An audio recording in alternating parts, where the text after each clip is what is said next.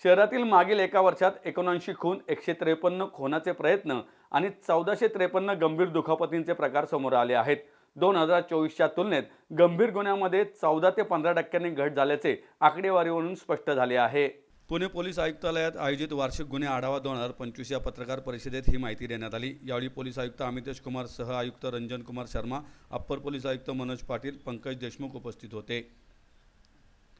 आगामी काळात arm act अंतर्गत गुन्हेगारांवर विशेष मोहीम धारदार धरते. शहरातील टोळ्यांबाबत बोलताना आयुक्तांनी सांगितले की वर्षभरात काही टोळी प्रमुखांकडून गंभीर गुन्हे घडले, मात्र पोलिसांनी आक्रमक भूमिका घेत टोळी प्रमुखांचे आर्थिक स्रोत उद्ध्वस्त केले, मालमत्ता जप्त केली, बेकायदा बांधकामे जमीनदोस्त केली, मोठ्या प्रमाणावर अग्निशस्त्रे जप्त करण्यात आली असून शस्त्र खरेदीचे स्रोत शोधून काढले आहेत.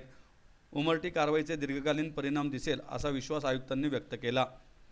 पोर्शे कार अपघात प्रकरणात सुरुवातीला पुणे पोलिसांवर समाजातून तीव्र टीका झाली होती, मात्र तपासात पारदर्शकता आणि कडक भूमिका घेत पोलिसांनी पीडितांना न्याय मिळवून दिला असे आयुक्त अमितेश कुमार यांनी सांगितलंय. आगामी काळात आर्म ॲक्ट अंतर्गत गुन्हेगारांवर विशेष मोहीम घरधरती आणि कठोर कारवाई करण्यात येणार आहे. अंमली पदार्थ विरोधातही वर्षभरात मोठ्या प्रमाणावर कारवाई करून कोट्यावधी रुपयांचे ड्रग्ज जप्त करण्यात आल्याचं त्यांनी सांगितलं.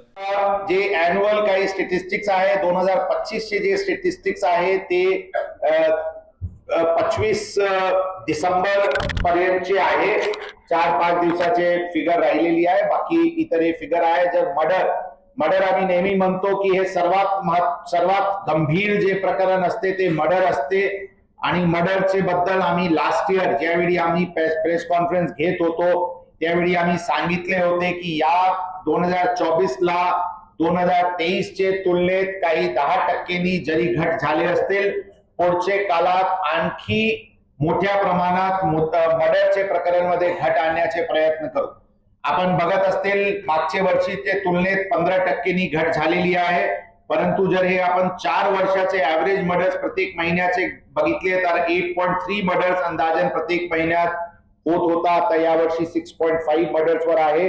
यावर्षी मर्डर्स मध्ये घट आहे आणि पुढचे वर्षी या प्रकरणामध्ये आणखी घट करू अशा प्रकारचे यासाठी आम्ही पूर्णपणे प्रयत्न करू असे आश्वासन आम्ही सर्व पुणेकरांना देऊ इच्छितो.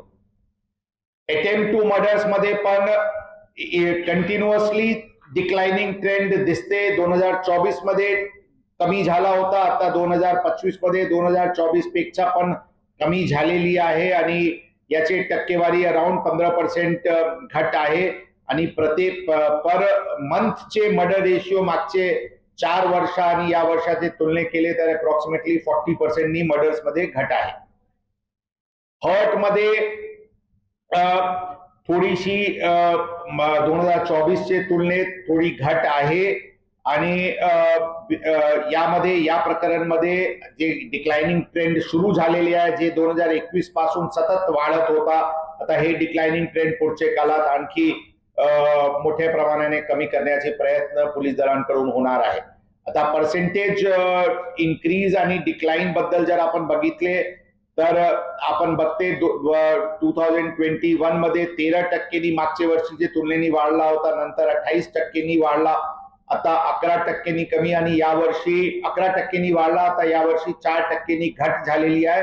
फर्स्ट टाइम हे 5 वर्षात आपण डिक्लाइनिंग ट्रेंड हर्ट्स मध्ये बघत असतील. आता ही सर्व प्रकरण सांगत असताना मागचे काळात जे पुणे शहर पोलीस आयुक्तालयाची ज्युरिस्डिक्शन आहे हे वाढलेली आहे, हे पण आपल्याला लक्षात ठेवावा लागेल.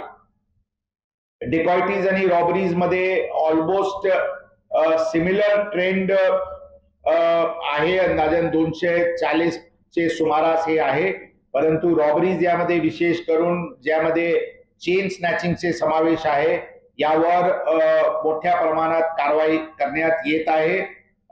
चेन स्नॅचिंग जे यावर्षी 127 गुन्हे आहे, जे काही 24 गुन्ह्यांनी ते मागच्या वर्षीच्या तुलनेत वाढलेली आहे. यामध्ये विशेष जे ऑप्टिमिझम आहे ते मोठ्या प्रमाणात गँग्स यामध्ये डिटेक्ट करण्यात आलेली आहे आणि या गँग्सवर जे ऑर्गनाइज्ड क्राईम चे सेक्शन्स आहे ज्यामध्ये 111 BNS चे समावेश आहे आणि MCOC चे समावेश आहे, त्याबद्दलची कारवाई अशा प्रकारचे गँग्सवर करून पुढच्या काळात चेन स्नॅचिंगला मोठ्या प्रमाणात कमी करण्यासाठी प्रयत्न होणार आहे. HBTs मध्ये ऑलमोस्ट लास्ट इयरचे तुलनेचे कंपॅरेटिव्ह पोझिशन आहे. HBTs पण डिटेक्ट आणि प्रिव्हेंट करण्यासाठी उपाययोजना करण्यात येत आहे. रेप्स आणि मॉलेस्टेशन्सचे प्रकरणमध्ये फ्री रजिस्ट्रेशन आणि महिलांचे ग्रीव्हान्स रिड्रेसल हे आमच्यासाठी प्राथमिकताचे विषय असून याबद्दल आवश्यक उपाययोजना करण्यात येत आहे. जे एक स्वारगेट बस स्टेशनवर घडलेली घटना यावर्षी होती, ज्यामध्ये आरोपी अनोळखी होता. इतर सर्व प्रकरणमध्ये आरोपी नोन आणि हे आहे. तरी पण या विषयावर ओव्हरऑल सेफ्टी ऑफ विमेन साठी वेगवेगळे उपाययोजना करण्यात येत असून त्याबद्दल आपल्याला पुढचे स्लाइड्सला दिसतील.